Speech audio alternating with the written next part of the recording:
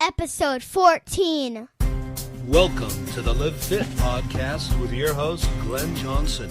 Today you will learn techniques for permanent weight loss and improved overall health. Oh, yes. Thank you. It is time for the Live Fit podcast once again. Thanks for listening. I am your host, Glenn Johnson. This is episode 14, and today I'm going to talk to you about sports nutrition. If you have ever wondered how you should eat for an activity, if you've ever wanted to see how you can improve your performance with the help of nutrition, or if you've ever wanted to maximize your recovery after a workout, keep listening. But before I give you the answers to all of your questions about sports nutrition, I'm going to give you the answers to last week's question of the week. The question was, where did the name dumbbell come from? You know, that thing you use in the gym to do bicep curls with? Well, dumbbells were actually named from the mold that they were used to form them. They used to use molds that they made bells out of. They were not shaped like they are now in the round or the hexagonal or even the ball spherical shape. They had a bell shape.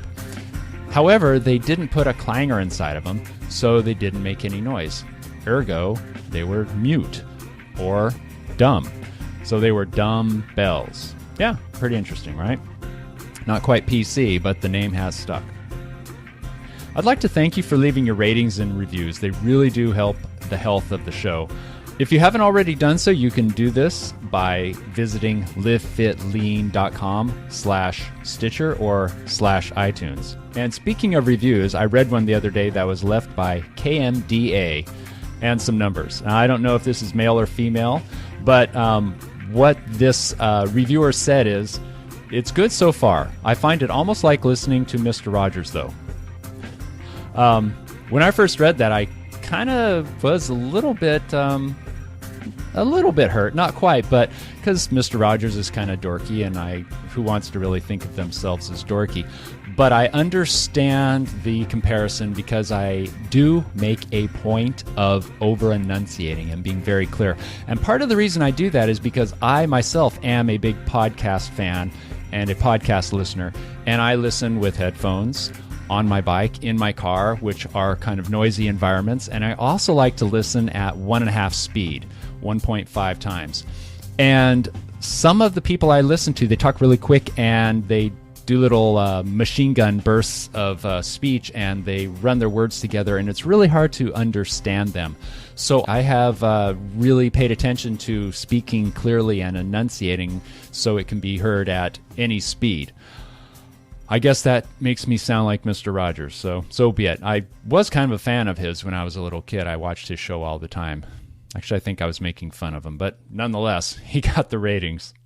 So this reviewer also said, have you ever thought about talking to vegans, Dr. Campbell, or forks over knives? And no, I actually haven't previously thought of them, but I have now. So since you mentioned it, I am going to look into that, and I'd like to have some of these people on my show to give you some information. A vegan or a vegetarian would certainly be useful. Who should it be? If you have any recommendations, please let me know. Now let's get on with this week's episode, Sports Nutrition. In this episode, I'm going to help you understand sports nutrition. What is it, why it's important, and how to use it. This podcast will cover proper eating and drinking for all types of athletes, for all types of activities. The weekend warrior, the regular fitness exerciser who goes to the gym on a daily basis, the hardcore amateur who's maybe aspiring to be a pro, endurance activities, sprint activities, and weight training activities.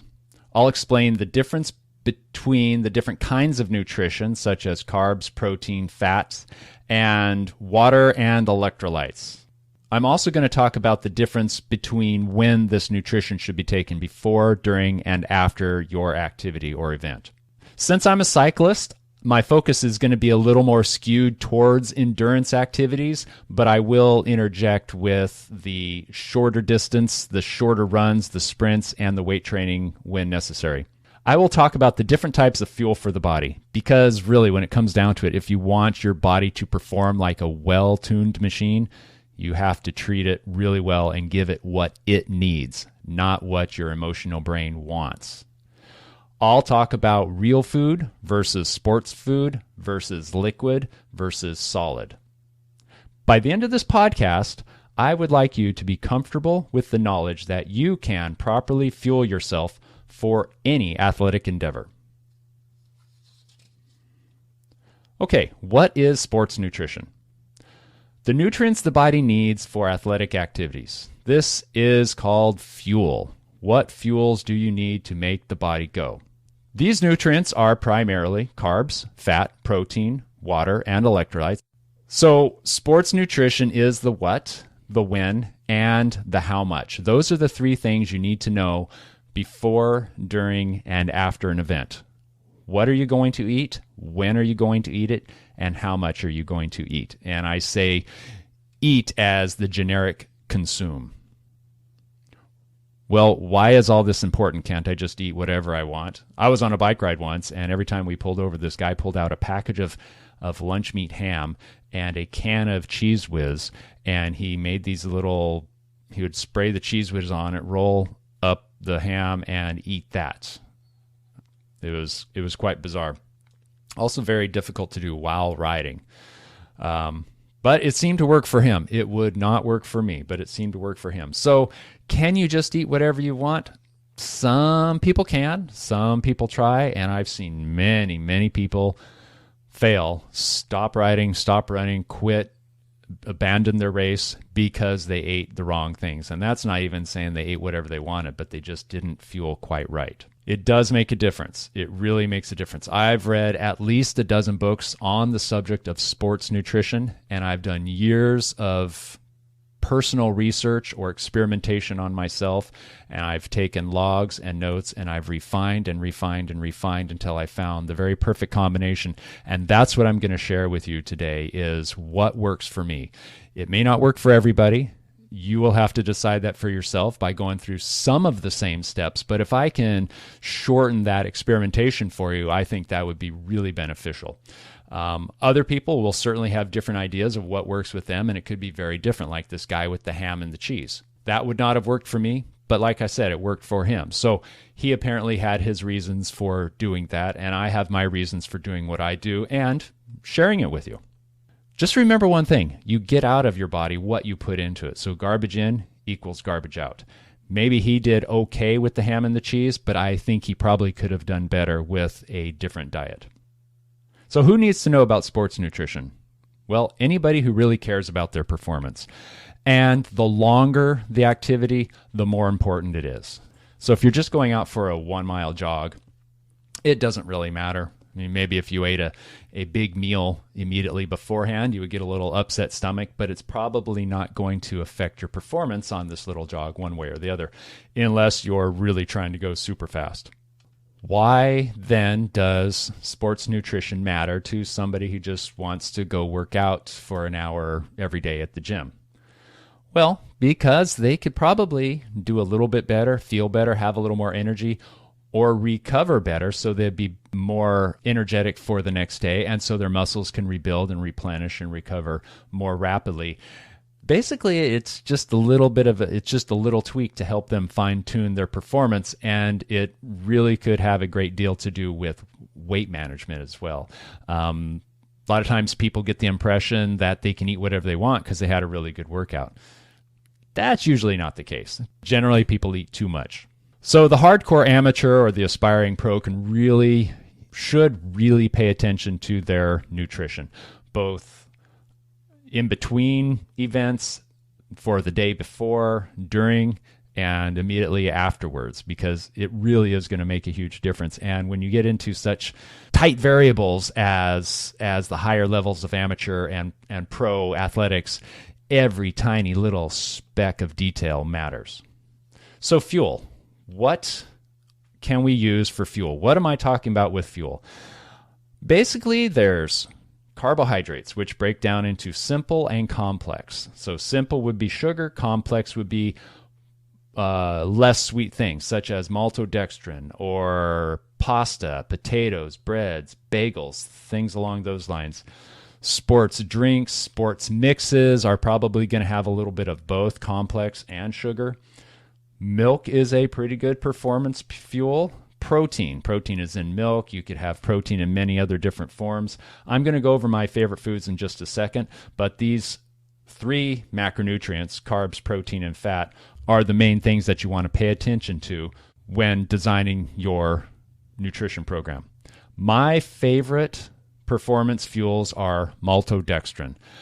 I bought a 50-pound bag of maltodextrin from a bakery supply store. It cost me about $25 and lasted me a couple of years. And I do use this thing with just about every bike ride, every spin class, sometimes even before, sometimes just as a meal replacement. I'll put in about 60 grams of maltodextrin in a bottle of water, and I'll take an electrolyte capsule. And that's all I need. Every sports fuel I have ever seen, whether it's a powder that you mix with water or a gel, is made from maltodextrin as its base. So that's where I got the idea for that. Then they put in flavors and they put in some other trace ingredients that they think will help your performance. Hammer Nutrition makes a lot of really good performance fuels. I really like their gel in particular. I also like Perpetuum. For real food, I'll take curly pasta with some olive oil and salt in a little baggie, stick that in my back pocket, and I just have a nibble of it every hour or so whenever I feel like I need some solid food. But realize most of the time I'm taking liquid or gel. There are some bars out there that I like. There's not very many, but my absolute favorite is the Dr. Will bar. It lasts with you. It's good. 1 hour is all you need if it's not super high intensity activity. If you're going at moderate to a moderately high, it works really good. 1 hour is really all you need. Incidentally, it's great for recovery, but I'll get into that in just a minute. I would strongly suggest avoiding sugar. So things like sodas, sugar sodas, I would definitely avoid. Candy bars. A lot of these other sports bars out there are too high in sugar. A banana would be the only exception to this rule. I've tried other fruits and grapes are too sweet. Apples are too hard to eat and they stick in your stomach too long. Oranges. Watermelon I've done pretty fine with, but once again, it's pretty high in sugar, so you want to keep the quantity of that and grapes down to a minimum. But you can get by it if it's a really long ride and you're not eating a whole lot at once. One time I was doing a bike ride and it went up a big pass and then down and then back up another big pass again, probably a 1,000-foot climb on each one. I got to the end and my friends were back behind, so I ate some cookies at this rest stop that they had for us. They were delicious, and I was hungry, and I deserved it, right? Because I worked really hard to get there, so I could definitely afford to eat a bunch of cookies. Well, I did that, and then I turned around looking for my friends, and I found them at the top of the next hill. So I went down and then back up again. So they talked me into going back to the finish with them. So I did, and I went down and back up again and went to the cookie stop, and I had some more cookies and stood around and talked with them and had some more cookies. And then it was time to leave, and we went down the hill, and I went up, and I barely got up the other side because I had crashed. My sugar level had crashed because I ate those cookies. My blood sugar went sky high, and then it dropped like a rock, and I had the hardest time getting back to the start. Even though it was downhill, I was pedaling downhill, doing about 10 miles an hour and being passed by people doing twice that speed. It was a miserable, horrible experience, one I wish to never repeat again, and one that I was kicking myself over because I knew not to eat sugar on a ride. Well, I tell you, I have not done that again since. Sometimes you have to learn lessons the hard way, repeatedly. But I finally got it. Okay, solid versus liquid. Why would anybody want to drink their calories when they can eat them? Because liquid absorbs into the bloodstream through the gut wall much, much, much faster. And most importantly, it takes a lot less energy to do so. When you eat a piece of bread, your stomach has to break down that bread into tiny little molecules before it can go through the gut wall and into the bloodstream and then to the working muscles. When you take a liquid like maltodextrin and water, a little bit of sodium, boom, it goes through almost instantly, about as quick as can be. Not quite as quick as sugar would, but it's right there. And you can have that energy available immediately, but it doesn't take a whole lot of energy to get it through the gut wall because there's not a whole lot of breaking down that has to happen. Back in 1985, Jacques Boyer was a professional cyclist, and he did RAAM, Race Across America. He decided he was going to be all liquid. So he traveled the entire length of the country on a bicycle, some 3,000 miles, only eating or consuming liquid calories. I don't know what those calories were, but I bet you it was something very similar to the maltodextrin that I mentioned, some of these sports drinks. Maybe Gatorade, maybe something else. I'm not quite sure. But the point is, he did not eat any solid food. And that allowed him to put his energy into his legs. Okay, timeline. Now, when are we going to eat these things? Well, before is pretty crucial. Depending on what you're doing, how long your event is, and the intensity it is, you're going to want to control what you're eating up to a day beforehand, maybe even longer. I've done some really long events that lasted almost 40 hours, and I was controlling my eating probably 4 days ahead of time. I was limiting my sodium, limiting my sugar, making sure I was getting enough rest, getting enough liquid, eating really stable and balanced. But nonetheless, right before the race, about 3 hours before, I ate a really good breakfast. About 5 minutes before, I had a gel, and as soon as the race started, within 15 minutes, I was fueling again. I was drinking my liquid fuel. So that's an example of a really long race. What about a short one? Now I do shorter races, and they're much higher intensity. They last about an hour, and I don't want to eat right beforehand. So I will eat about 3 hours before, and then right at the start, I'll have a gel, and sometimes I will have some fuel in my water bottle during the race.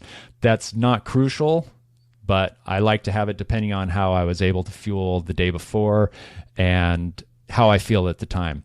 There's been times when I really felt like I was about to bonk during this race, and I've since learned it's a really good idea to carry 2 bottles, one with just water and one with some fuel. So before race, 3 hours, you want to have a good meal. What if your race or your event is first thing in the morning? Should you wake up at 4 just so you can eat and then maybe go back to sleep and get a little more rest beforehand? No, probably not. Like I said, it depends on how long your event is. But if you're going out for an hour to 2 or 3, you probably don't need to eat right beforehand. I would eat a really good dinner before you go to bed. And then when you wake up, eat a little something, maybe 100 to 200 calories. I like to eat a peanut butter and jelly sandwich and some milk. I wouldn't do it less than an hour before. Definitely not. Probably 2 would be best. If it's less than an hour, it's all liquid. I'm going to have Perpetuum or the maltodextrin mix that I told you about. You definitely want to have some water. Gel is a really good choice. A bottle of fuel is a really good choice because it's getting that water into you, but you definitely want to have water regardless of what else you've had or when you've had it. During the event, anything shorter than an hour, you don't really need to fuel. Now, I said I take some on my races that are about an hour long, and this is because I know my body. I know how I perform. I really do best when I have a little bit coming in, especially at the high-intensity events that this is. If I just went out for an hour-long ride by myself at any pace I wanted to, I could get by without any fuel, even without any water, because it's not that demanding. But when you're going at 90% to 100% of your max for 1 hour, you are really sucking down the calories and emptying out your bloodstream. And the most important part of a race is right at the very end. So you don't want to be tapped out at that point. So I'll bring a little bit of fuel and I'll have that in my bottle. If it's longer, you definitely want to start fueling right away. The benchmark is 1 hour. If it's less than an hour, you don't need to fuel. If it's more, you do, but that doesn't mean you wait until that hour comes along before you start fueling. Fuel up right away. Just have some fuel in your bottle and start drinking about 15 minutes. Every 15 minutes, have a drink, whether you're thirsty or hungry or not. This goes the same if you're running, if you're swimming, it might be a little more difficult. Even if you're hiking, it's good to keep that stuff coming in, because what happens is your body's using it. And once you get depleted, it's almost impossible to bring it back. If you've ever bonked, you know what I'm talking about. So how much should you take? Well, most people can only absorb about 55 to 75 grams of carbohydrates per hour. I know that I can take in about 65 to 68 grams per hour. I'm about 6'1", and if you're smaller, you're going to require less. If you're larger, you're going to be able to withstand more. But that's something you're going to have to experiment with. Everything I tell you today, you should definitely experiment with. Do not experiment during an important race or ride or event or run or anything. Do it when you're in training. That's the time to experiment with all this. And keep a log. Write down what you had, when you had it, how much you had it, and then afterwards, see if it worked and make that note in there. If it worked, then great, repeat it. If it didn't work, change it a little bit and see what will work. Too much fuel will make you nauseous. It will decrease your performance. When you are under high levels of physical stress, you're running as fast as you can, or almost, you're riding your bike really hard, blood is being shunted away from your intestinal tract.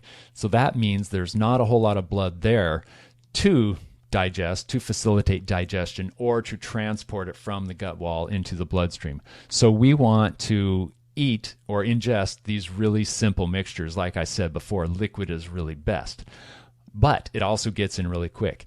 However, if you take in sugar, now another reason for not ingesting sugar, aside from the bonk and the whole blood sugar thing, because when you take sugar, it takes water out of your body to digest the sugar and absorb it through the gut wall. So if we have any sugar, we want to keep it really, really minute, like only 5% of your solution. That's why I prefer the complex carbs, because it does not leach the sugar from, the water from the body to absorb. Keep the sugar to a teeny tiny fraction of amount if you have any at all. So we don't want to draw our blood away from our working muscles. We want to keep it in our working muscles. We want that fuel to get into our bloodstream to get to our working muscles. So liquid fuel can absorb much more quickly. We're talking about just a few minutes, 1 or 2 minutes from the time you drink it till the time you actually start feeling it. If you get too thick of a mixture, get too much in your belly at one time, you're going to have a little nauseous feeling. The best solution for this is to drink plain water. Now, if you're doing a long duration activity like running a marathon, and you're slow, the fast people can do it in about 2 hours or so. But if you're going to be a 4-hour person, you might want to get a little bit of protein in your mixture.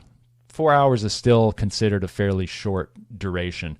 But a bike ride, for example, a century might take a person 6 to 7 hours, or even longer, depending on how fast they're going. And getting in some protein is a really good idea to help reduce muscle loss.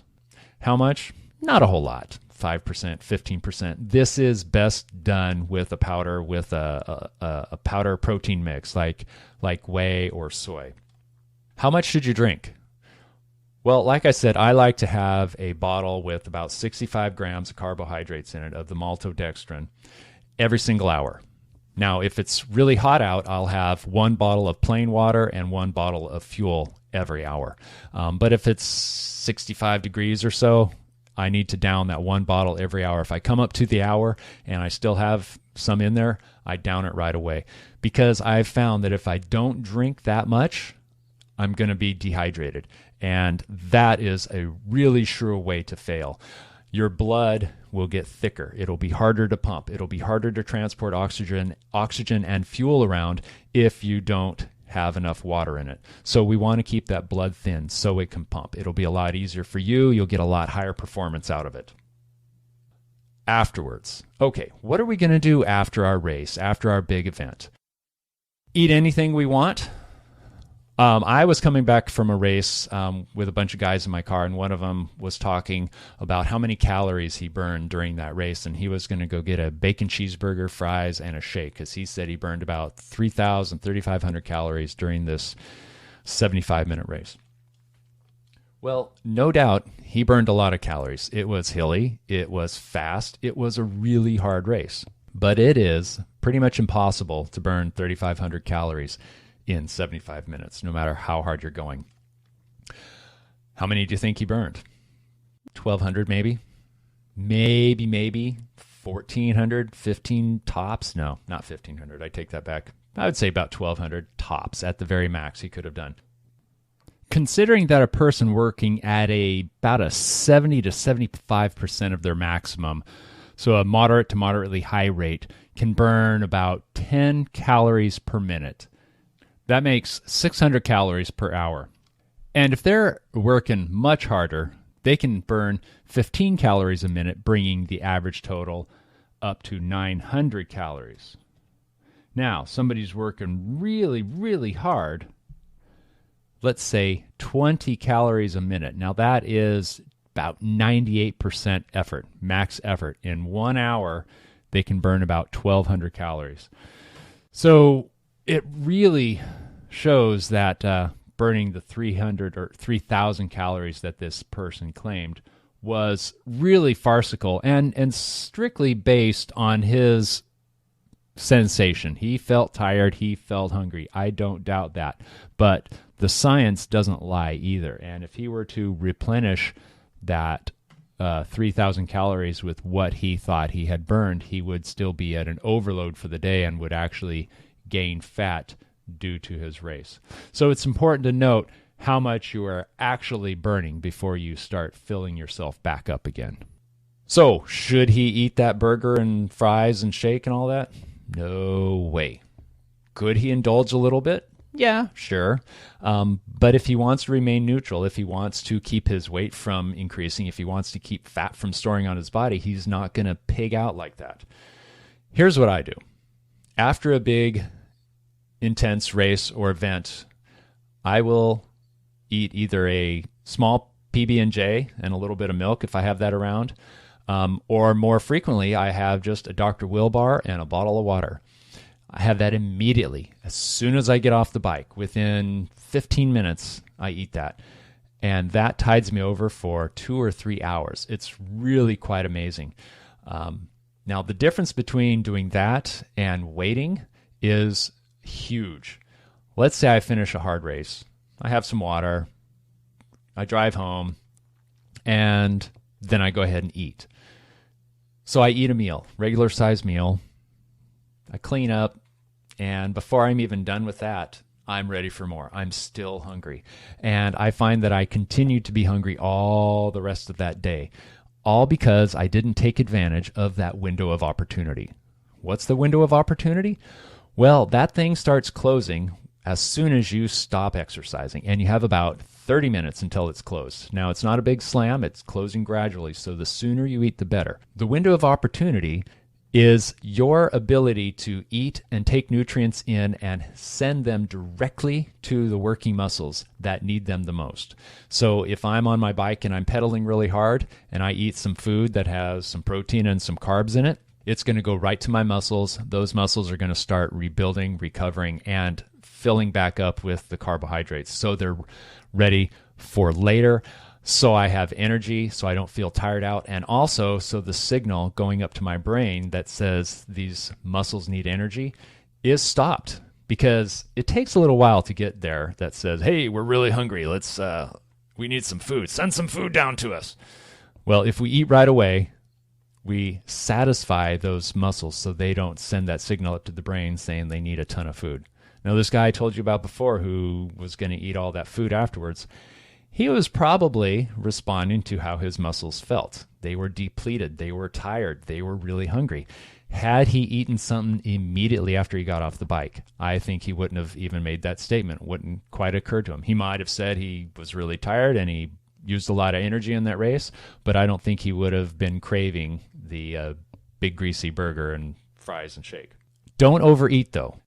How much should you eat after an event? Well, the Dr. Will bar, I said, is about 200 calories. A PB&J would be maybe 300 to 400 calories.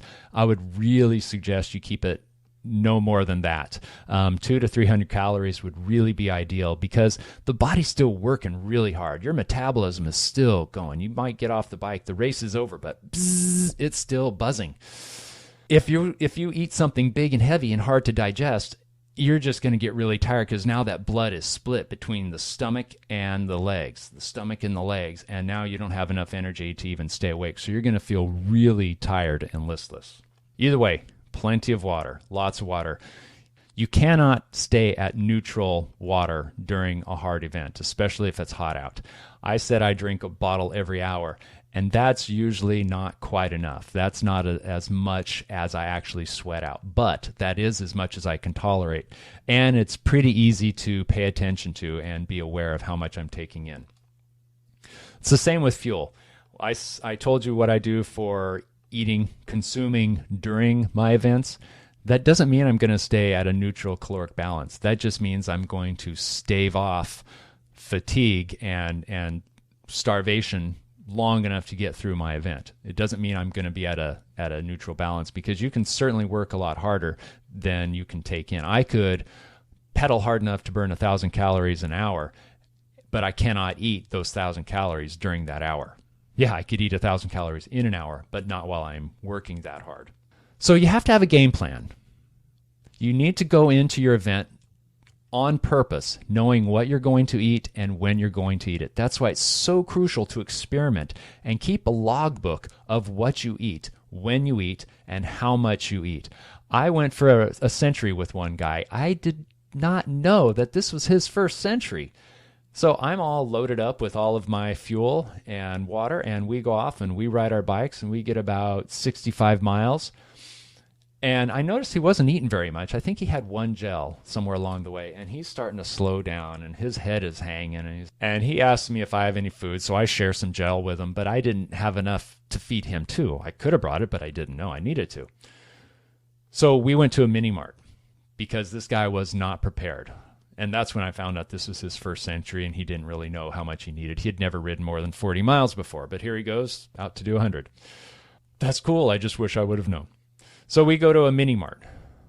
Well, your choices are not great at a mini mart. What do you think you should get? Twinkies? Absolutely not. Let's see. What are your best choices at the average mini mart? Milk would be pretty good. I would suggest non-fat or low-fat. Nuts would be pretty good if you're not working at a very high intensity. Some sort of non-sweet bread product. If you could find some bread or a bagel. No donut, no sweet roll, no candy bar. Oh, chips would probably be pretty good. Me and a bag of barbecue chips fell in love with each other one day. They were good. Do not wing it. Your time for winging it is on your willy-nilly practice days, your training days. If you just want to go out on your bike and ride all you want and maybe stop at a cafe or stop at a mini mart and stuff, that's fine. Consider it a day off and just go out and have fun and see the sights. But if you're doing any serious training for any halfway serious event that you want to do well on, you have to have a plan before you go. The night before, set out all of your food, or at least have a list of what you're going to grab. Keep things in the fridge, make up your bottles ahead of time, put your gels out, put your banana out, whatever you want to have it all there nice and ready, so when you get up in the morning, you don't have to think. Now, I say keep a log, experiment, do the best you can to be consistent, and make smart decisions on what you eat, when you eat, how much you eat. But when the day actually comes, keep a little bit of flexibility in mind. It just might not work like it did at training. Training is rarely exactly the way a race is. You can train for a race, but the weather might be different, or the people with you are different. You might train on your own, or you might train with some friends. Then you get out there in a race situation. It's completely different. Maybe the train is different than you expected. So there's all kinds of things that could be thrown in there. Maybe you didn't sleep very well the night before. So be able to be a little bit flexible. Don't let inflexibility throw your game. Roll with the punches, in other words. All right, let's summarize really quick. Sports nutrition is basically answering the question, what, when, and how much. You are going to find out what you're going to eat, when you're going to eat it, and how much of that you're going to eat, or should I say consume.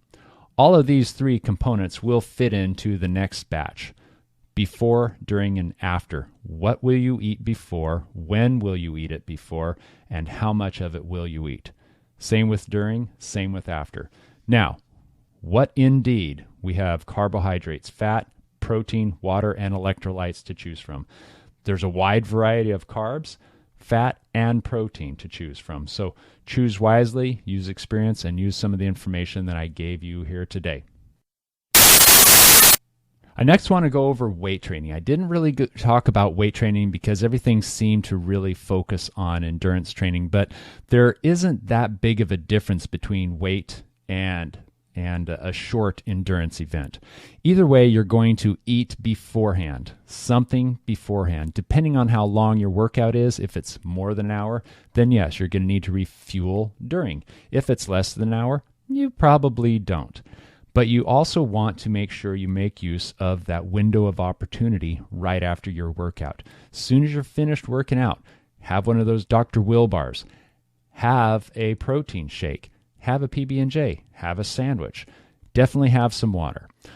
Going into the workout, I would say the same thing. Now, personally, I like to eat heavier before a workout and during because I tend to get upset stomach if I eat something light like a banana right before a workout. And then 20 minutes later, I have to eat something else because my stomach's sour and empty. So I like something heavy like a PB&J before, and in the middle. Afterwards, I can have some milk or something less official. So try it out for yourself, but definitely you want to give your body some fuel before a workout and again afterwards. Let me know what you think. Okay, now I want to hear from you. I have a comment section on my show notes page. If you go to livefitpodcast.com, you'll see the show notes for this episode. At the bottom, there's a comment section. I would like to hear what your perfect fuel is, whether it's before, during, or after, or all three. I would really like to hear what works for you. Any of you that have tried and proven something that works really well, please let me know, because I learned from experience. Like I said, I read a dozen books, and most of them really corresponded well with each other. And I took that information and I tried it out, and I had to make some tweaks. And those tweaks are what I told you that work for me. Other people have different ideas. Next week, I'm going to have Lauren Cordain, the author of several paleo food books. He wrote Paleo for Athletes, for one. I'm going to have him talk about that. And I'm certain that his plan for sports nutrition is quite a bit different than mine. We'll find out. All right, that's our show for today. Thanks for listening. Before we go, I'd like to leave you with this week's question of the week. Should you carb load before a big event? I will give you the answer to that and much more in next week's episode of the Live Fit Podcast. Please view the show notes and articles at my website, livefitpodcast.com. Until next time, live fit. Thanks for listening for the Live Fit Podcast.